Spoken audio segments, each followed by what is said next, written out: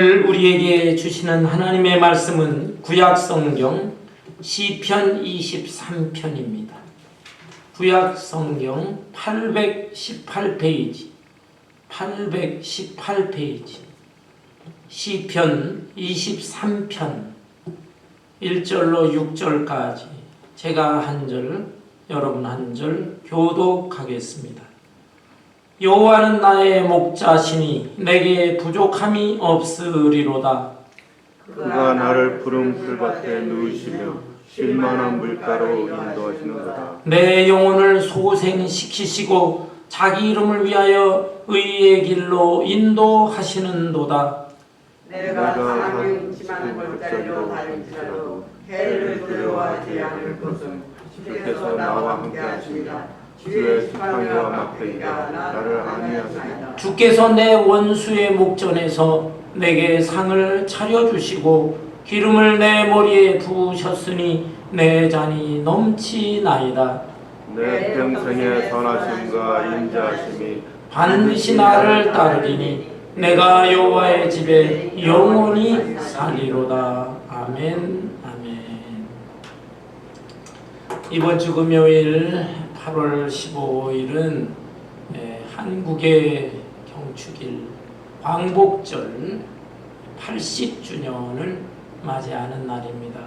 우리의 선조들이 일제치하에서 36년 동안 고통을 받다가 자유와 해방을 얻은 뜻깊은 날입니다. 한국에서는 특별히 80주년이기 때문에 기념식은 물론이고 아주 거대한 행사들을 많이 준비하는 것으로 알고 있습니다. 그러나 우리는 미국에 이미 와서 살기 때문에 아무래도 소홀하지만 그러나 우리의 조국에 대해서 관심을 가져야 하겠습니다. 어떤 분은 우리가 미국 땅에 와서 살고 이제 미국 시민권자가 됐는데 무슨 한국의 일에 대해서 관심을 갖느냐라고 생각하는 사람도 있어요. 그러나 여러분 예수님을 생각해 보세요. 예수님은 하나님의 아들이면서 인류의 구세주로 오셨습니다. 그렇지만 육신적으로 혈통적으로는 유대인으로 오셨어요. 그래서 온 세상 사람들을 사랑하지만 특별히 당신의 조국 이스라엘을 사랑하셨습니다.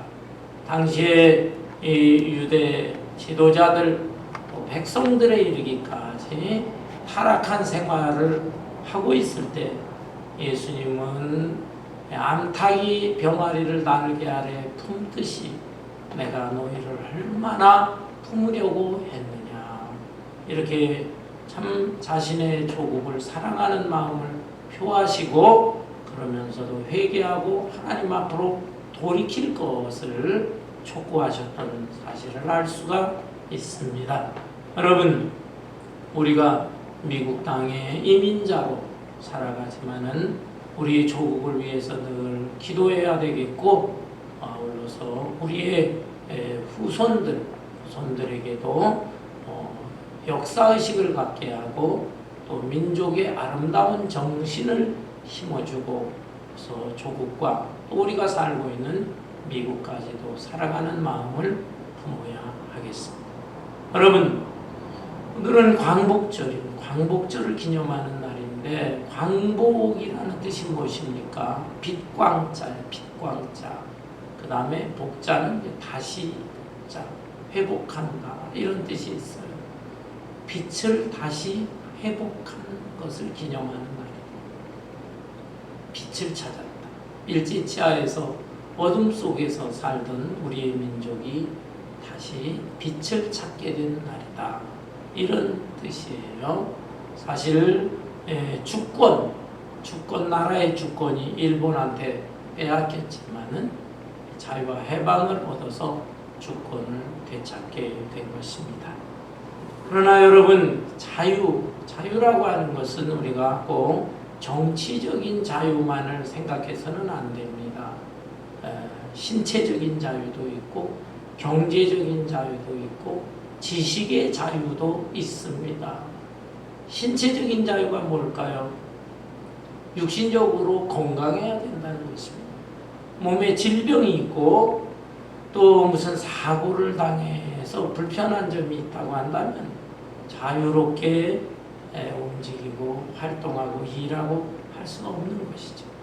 그래서 신체적으로 건강을 잘 유지하는 게 중요합니다.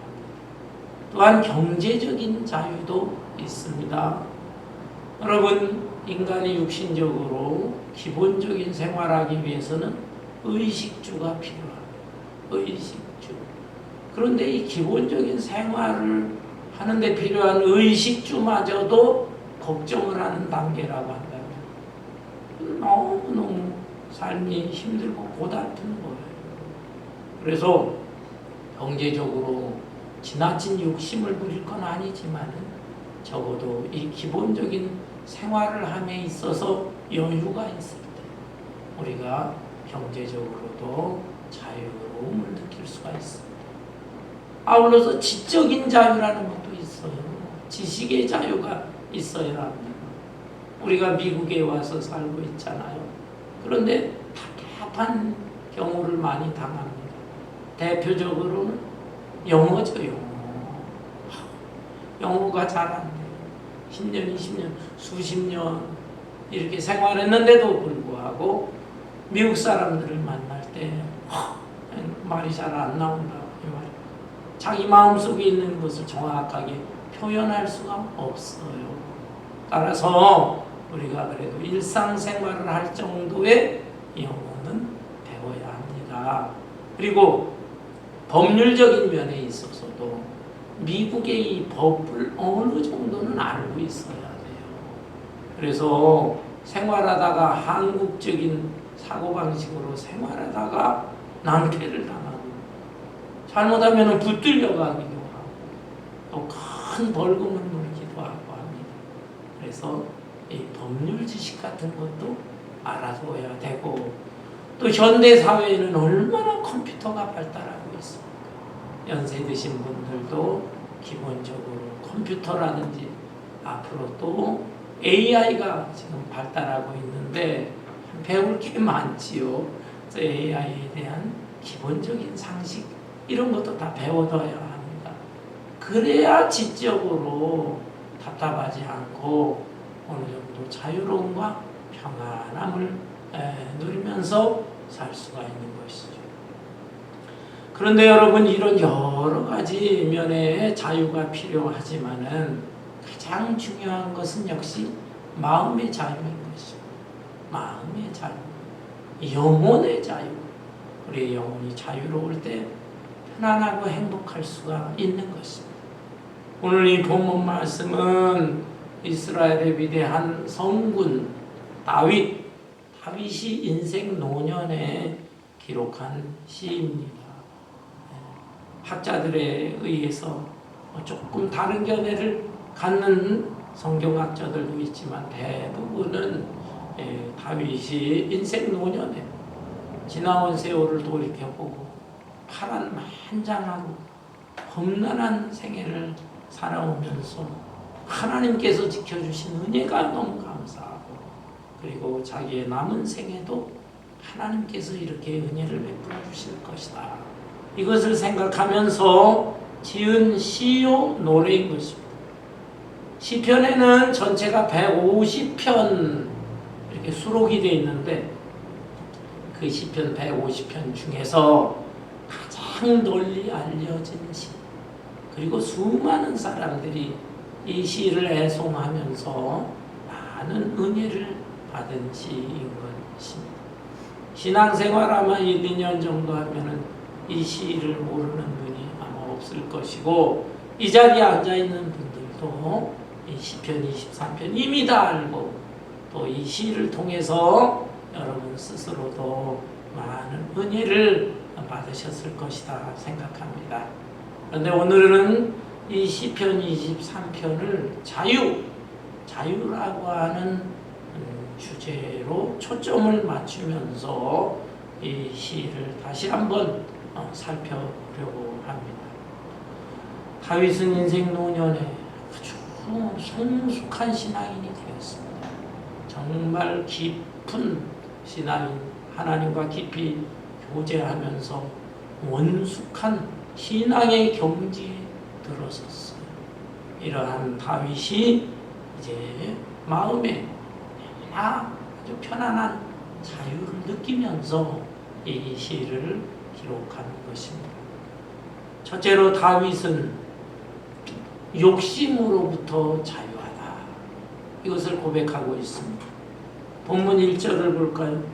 여호와는 나의 목자시니 내게 부족함이 없으리로다.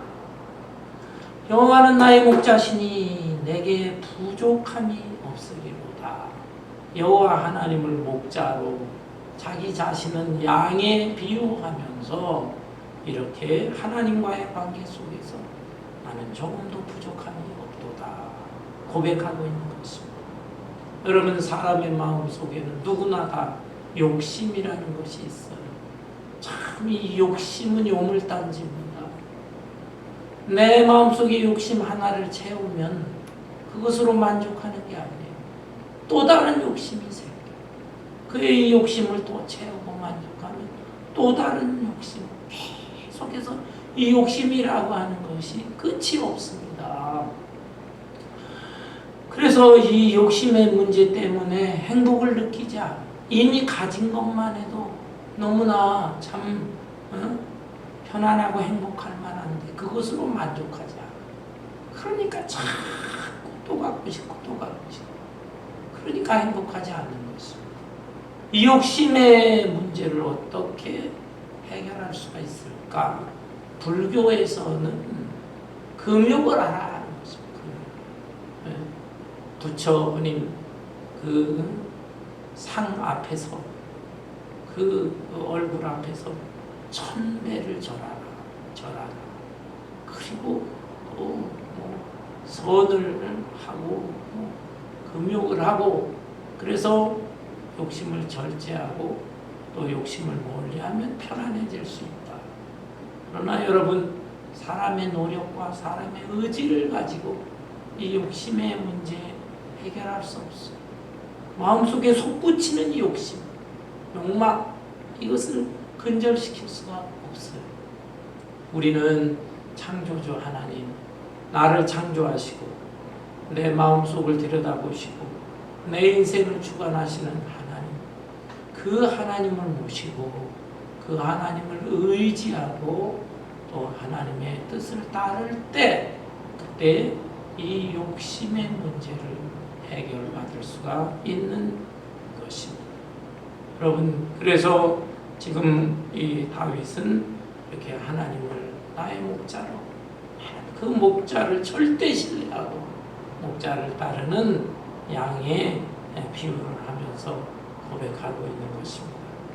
여러분, 어떤 어린아이가 엄마와 밖에 나갔다가 엄마의 손을 놓치고 길을 잃어버렸습니다. 아이는 막 지금 울고 있습니다. 이 아이를 지나치던 폴리스가 발견을 했어요. 그래서 아이를 달래주고 걱정하지 말아라, 내가 엄마 찾아주구만. 계속해서 울어대요. 이 아이를 달래기 위해서 우선 먹을 걸 줍니다. 배고프지? 이거 먹어라. 빵도 주고 사탕도 주고. 그런데 아이가 그것을 잠깐 받아먹다가 또 웁니다. 이 폴리스 어떻게 이걸 달랠까? 장난감을 가져다가 또 줍니다. 아이가 장난감 보고 약간 흥미를 갖다가 또 막 울어댑니다. 아이고, 이걸 어떻게 할까? 이 아이를 어떻게 달랠까? 나중에 엄마를 수소문해서 찾았어요.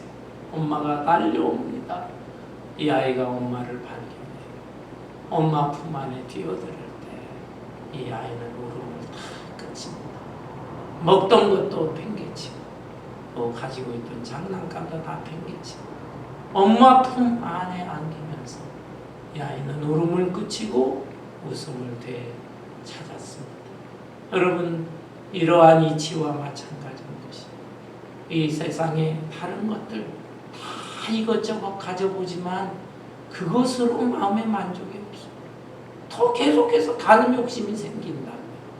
그러나 다른 것들은 다 부족할지라도 창조주 하나님, 내 인생의 주인이 되시는 하나님, 그 하나님만 내 마음속에 모시고 그 목자 되신 하나님을 따르기만 한다면 여러분 다른 것들 다 부족해도 부족하게 느끼질 않습니다. 다른 사람들이 이것저것 다 가지고 있고 뭐 자랑을 하고 그래도 그런 거 다 별거 아니구나. 그거 부럽지 않아. 진짜. 여러분 다윗과 같이 여호와 하나님을 목자로 섬기면서 그 목자를 또 따르면서 마음속에 욕심을 물리치고 욕심으로부터의 자유와 평안을 누릴 수 있기를 바랍니다. 두 번째로 다윗은 방황으로부터 자유함을 고백하고 있습니다. 여기 2절에 보니까 그가 나를 푸른 불밭에 놓이시며 쉴 만한 물가로 인도하시는도다. 내 영혼을 소생시키시고 자기 이름을 위하여 의의 길로 인도하시는도다.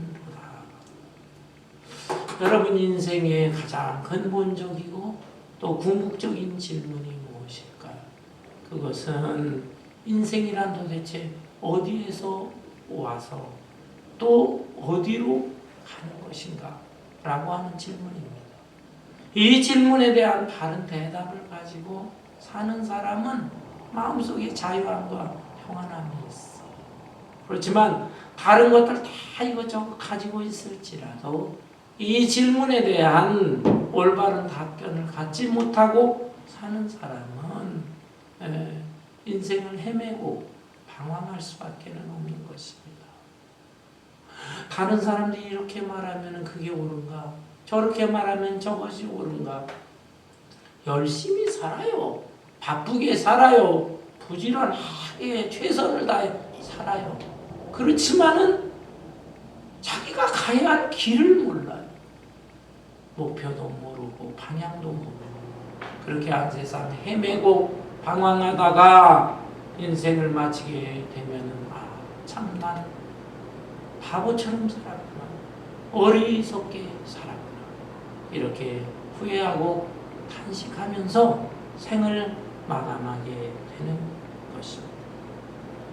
여기에 다윗은 자신을 양으로 생각하면서 선한 목자 되신 그 하나님을 의지하게 될 때 하나님께서 때때로 푸른 풀밭으로 인도하신다. 풀밭에 누이시면서 거기에 아주 먹을 것도 주고 편안하게 쉴 만한 물가로 인도하시는 거예요. 쉴 만한 물가, 잔잔하게 흐르는 물가라는 것입니다. 그 물가로 인도하시면서 목이 마를 때 목을 죽이게 하시고 거기에서도 휴식을 취하게 하신다. 뿐만 아니라 자기가 힘들어 지쳐 쓰러질 때 내 영혼을 소생시키시고 다시 한번 기운을 북돋아 주시고 그리고 자기 이름을 위하여 목자를 위하여서라도 의의 길로 인도하시는 목자는 양을 위해서도 옳은 길로 인도하지만은 목자 자신도 행복하기 위해서 목자 자신을 위해서도 당신의 양을 갖다가 의의 길로 인도하시는 옳은 길, 선한 길, 하나님의 원하시는 길로 인도하시는 거다. 여러분 우리 인생도 마찬가지인 것입니다. 우리 하나님을 의지하고 바라보게 될 때에 하나님께서 꼭 우리에게 필요한 길, 가장 좋은 길로, 의로운 길로, 푸른 풀밭, 쉴만한 물가, 올바른 의의 길로 인도하시는 분입니다. 다윗은 이렇게 하나님을 목자로 섬기면서 자신 인생에 방황하는 것으로부터 많은 자유함을 얻었다 고백하고 노래하고 있는 것입니다. 아울러 세 번째로 다윗은 두려움으로부터 자유로움을 누린다 고백하고 있습니다. 여기 4절에 보니까 내가 사망의 음침한 골짜기로 다닐지라도 해를 두려워하지 않을 것은 주께서 나와 함께 하시니라. 주의 지팡이와 막대기가 나를 안위하시나이다. 우리가 인생을 살다 보면 아주 평탄한 길로만 가지 않습니다.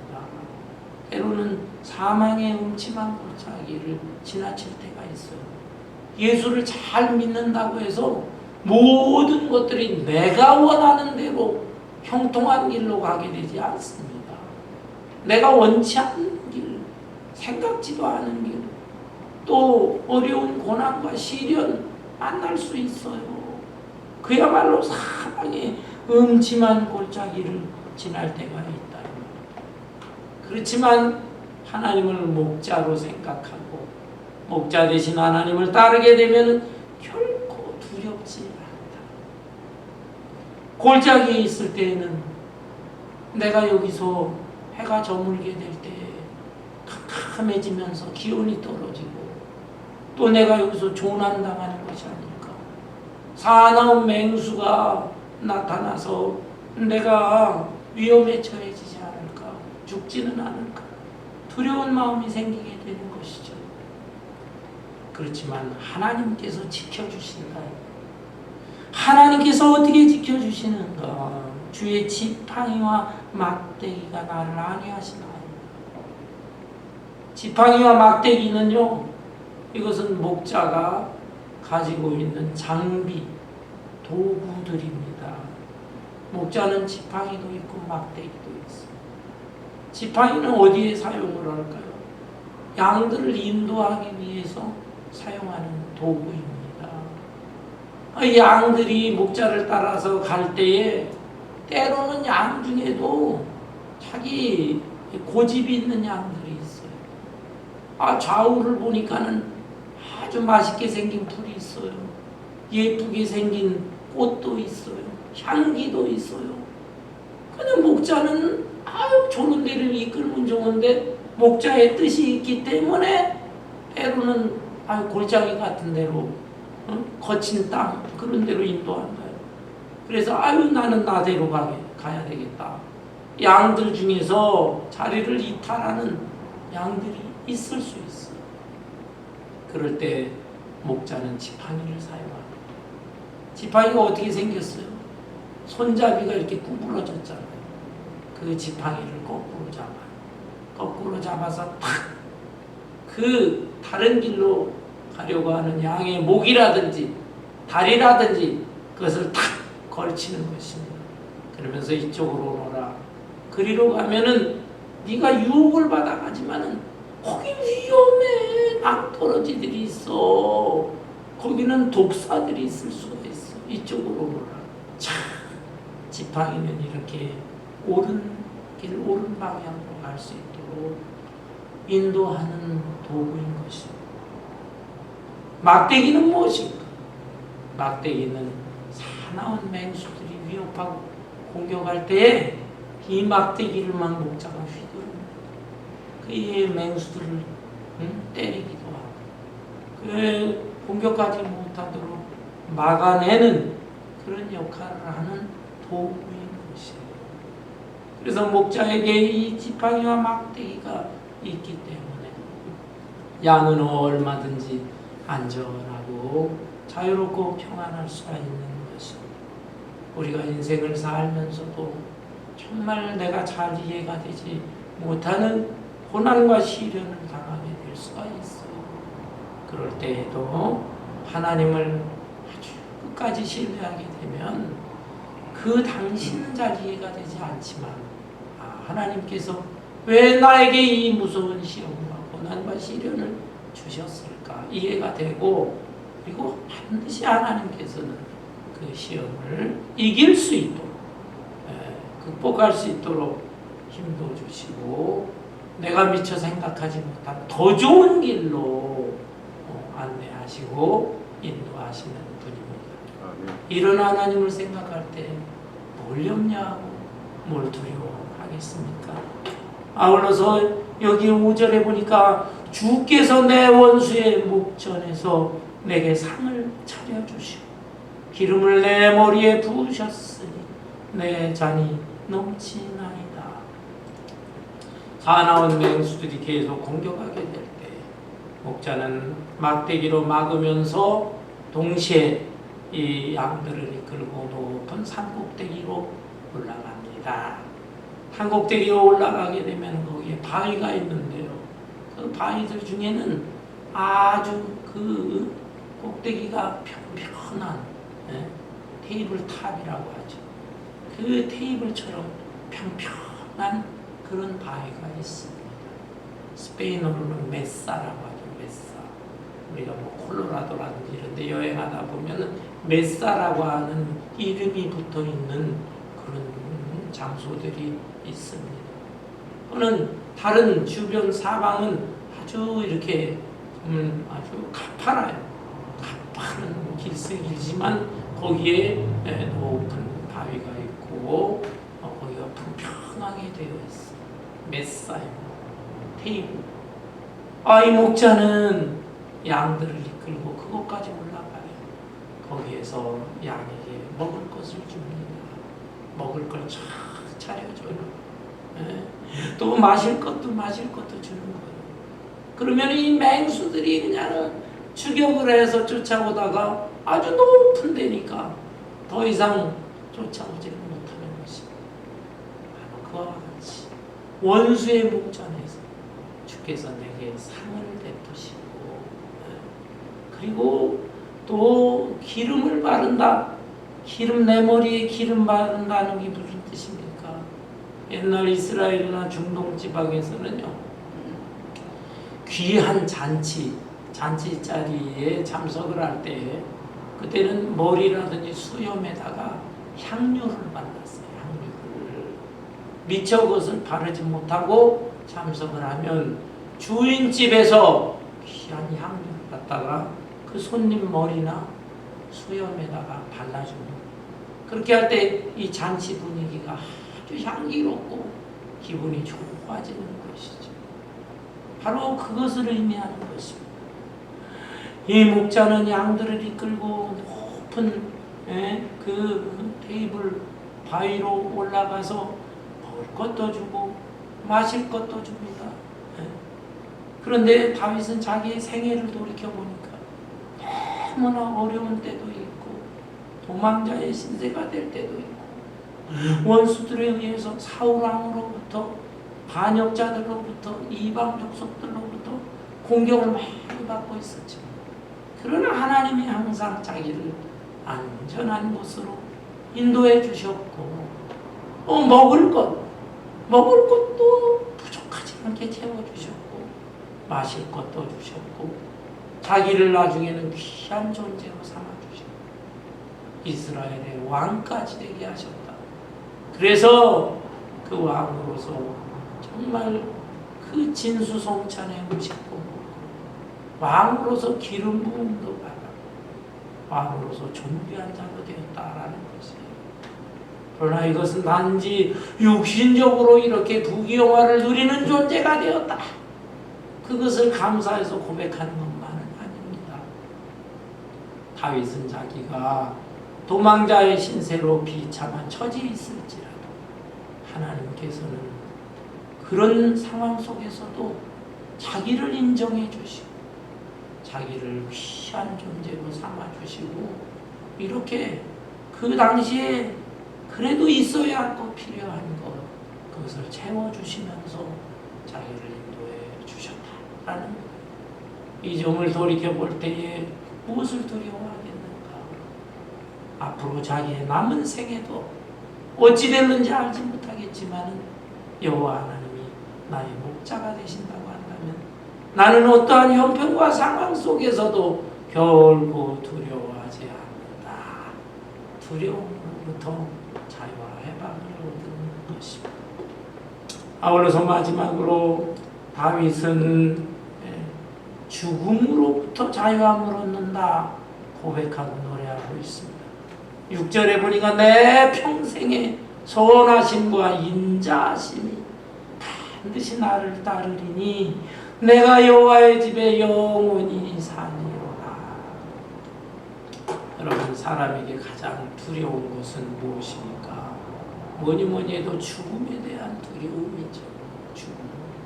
죽는 순간, 죽는 그 자체, 그 얼마나 아프고 힘들고 괴로울까. 죽음 자체가 무섭고, 그거보다 더 무서운 것이 있다면 죽음 이후의 세계에 천국과 지옥은 있을까? 그리고 정말로 천국과 지옥이 있다면 나는 천국에 넉넉히 들어갈 수 있을까? 저 지옥불에 떨어져가지고 영영이 돌이킬 수 없는 곳에서 영원히 고통받으면서 지내지는 않을까? 죽음에 대한 무서움과 공포가 있는 것입니다. 그러나 하나님을 목자로 신뢰하면서 섬기며 살아가는 사람에 대해서는 이 죽음의 공포로부터도 자유함이 있는 것입니다. 여러분, 죽음이라는 것은 하나의 터널을 지나는 것과 같다. 이렇게 생각하면 됩니다. 죽는 순간에 대해서 두려움이 왜 없겠어요? 아이고, 얼마나 힘들까? 얼마나 고통스러울까? 얼마나 괴롭고 답답할까? 우리가 자동차를 타고 가다가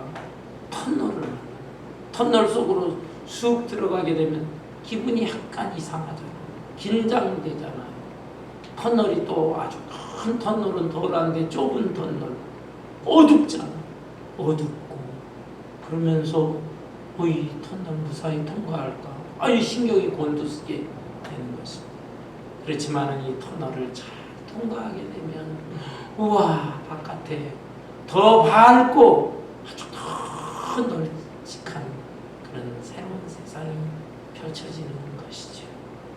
바로 죽음이라는 것은 그런 것입니다. 우리 하나님을 믿고 예수님을 구원자로 믿고 살아가는 사람에게 있어서는 바로 이렇게 터널을 통과하는 것과 같은 것이다. 헨리 나우엔이라고 하는 그 영성학자가 있어요. 신실한 사람, 캐톨릭 성긴 사람이라고는 하지만 그래도 우리가 본받을 만한 귀한 분입니다.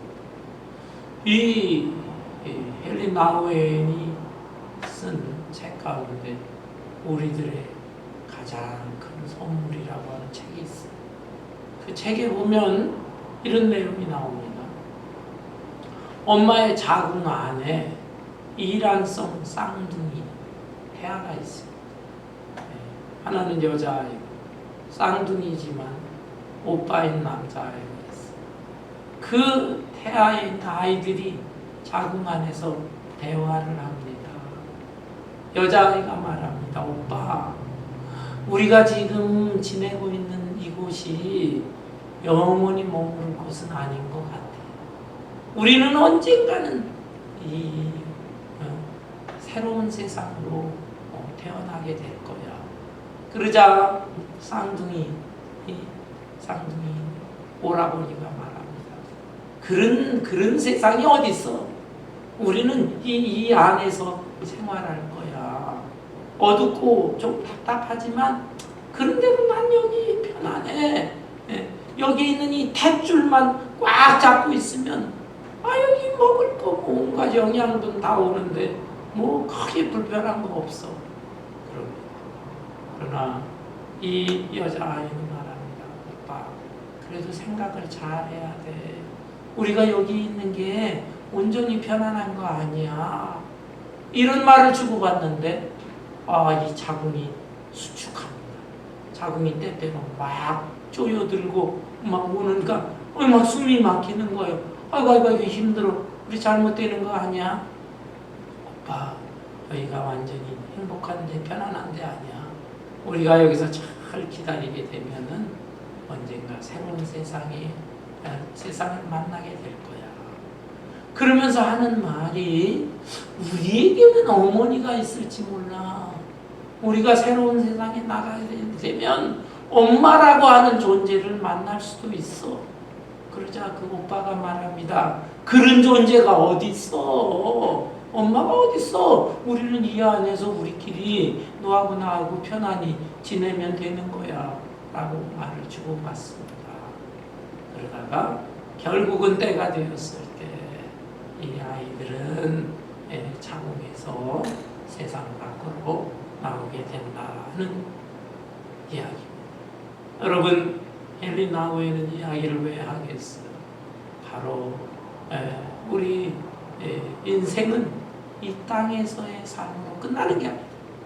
죽음을 통과하고 그리고 새로운 세상이 펼쳐지게 되는 것이다. 그것을 교훈해주고 있는 것입니다. 여러분, 세상의 불신자들은 죽음을 심각하게 생각하지 않습니다. 죽음 이후의 세계가 어떻게 될지 깊이 생각하지 않습니다. 천당은 무슨 천당? 우리가 이 땅에서 사는 게 여기가 천당이야. 설령 천당이 있을지라도 여기는 500땅 정도인데 여기가 좋아. 조금 불편한 거 있지만 여기서 잘 먹고 잘 살면 되지. 이런 생각들을 하면서 세상 불신자들은 살아가고 있습니다. 그러나 이런 사람들은 정작 죽음을 맞이하게 될 때 몸부림칩니다. 나는 어떻게 되는 것인가? 뭐 지식 있고 뭐 공부 많이 하고 뭐 권세가 다 소용없어요. 죽음을 맞이하게 될 때 완전히 두려움에 질립니다. 불안에 떱니다.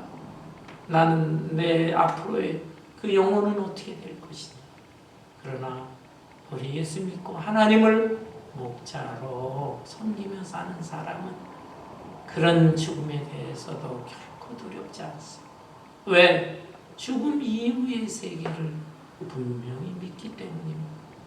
영원한 세계, 이 세상과는 도저히 비교할 수 없는 눈물도 고통도 슬픔도 다시는 이별도 죽음도 없는 영원한 세상, 그리고 그 진주 12보석으로 만들어진 그 화려하고 아름답게 묘사된 거룩한 새 예루살렘에서 그곳에 우리는 넉넉히 들어가게 될 것입니다. 아멘.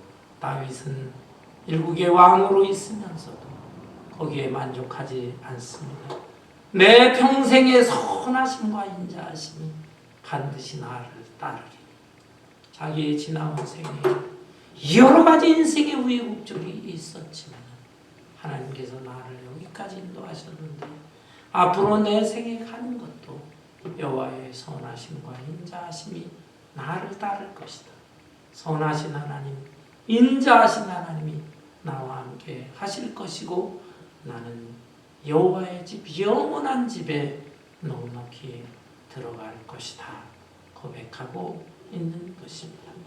사랑하는 성도 여러분, 우리는 이 땅에서 자유를 추구하고 또 자유를 누리면서 살아야 합니다. 옛날 미국의 그 정치가요, 사상가였던 패트릭 켈리라고 하는 사람은 자유가 아니면 죽음을 당한다. 미국이 아메리카 땅에 와서 생활하고 있지만은 영국의 식민지였어요. 영국의 식민지. 그런데 너무나 세금이라든지 요구하는 게 많기 때문에 자유와 독립을 해야 되겠다. 그게 독립운동, 독립전쟁을 일으키게 됐습니다. 그때 우리에게 자유를 달라, 아니면 죽음을 달라. 자유가 그렇게 목숨만큼 소중한 것이다 라는 거예요. 따라서 우리도 이러한 자유를 누리면서 생활해야 되는데 이 땅에서 육신 생활에 필요한 자유, 건강의 자유나 경제적인 자유나 또는 지적인 자유나 정치적인 자유나 이런 것들도 다 추구해야 되겠지만 이것을 포함함과 아울러서 마음과 영혼의 자유, 이러한 자유는 우리 하나님께서 주시는 것입니다. 여호와 하나님을 목자로 생각하고 나를 양으로 생각하면서 목자와 양의 관계처럼 생각하면서 여러분 모두 다 욕심으로부터 자유함을 누리시고 또 방황하는 것으로부터 자유함을 누리시고 두려움으로부터 자유함을 누리시고 또 죽음으로부터 죽음의 공포로부터 오히려 자유와 평안함을 누릴 수 있는 그래서 진정한 자유와 행복자로 살아갈 수 있는 저와 여러분 되시기를 주님의 이름으로 축원합니다. 아멘. 찬송